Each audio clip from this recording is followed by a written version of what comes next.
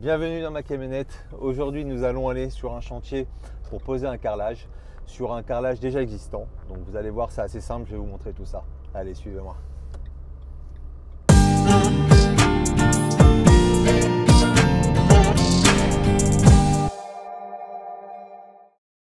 Vous avez une belle salle de bain. Vous avez une belle salle de bain. Vous avez une belle salle de bain.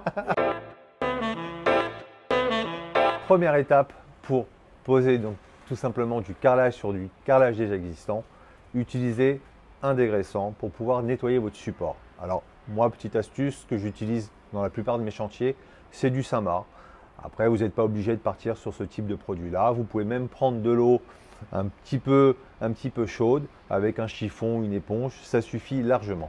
Donc quand je vous dis bien sûr de nettoyer avec un dégraissant, c'est sur votre carrelage déjà existant bien sûr, ce qui permet d'avoir au moins un bon accrochage pour la deuxième étape derrière.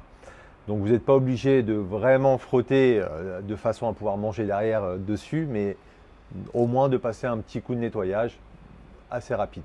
Bon, évidemment, pour clôturer cette étape, utilisez un chiffon pour pouvoir bien sûr sécher le support.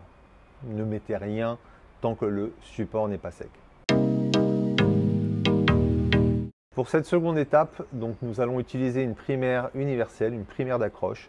C'est une résine, un liquide qu'on utilise avec un rouleau ou un pinceau, selon le volume bien sûr que vous avez. Ce qui permettra tout simplement à la colle d'adhérer et de pouvoir avoir un bon maintien et de ne pas avoir de surprise par la suite. Pour revenir sur la primaire d'accroche, donc bien sûr c'est un produit que vous pouvez trouver dans n'importe quel magasin de bricolage. Donc c'est vraiment une résine spéciale pour le carrelage, donc vous n'allez pas avoir de soucis pour trouver ce type de produit là.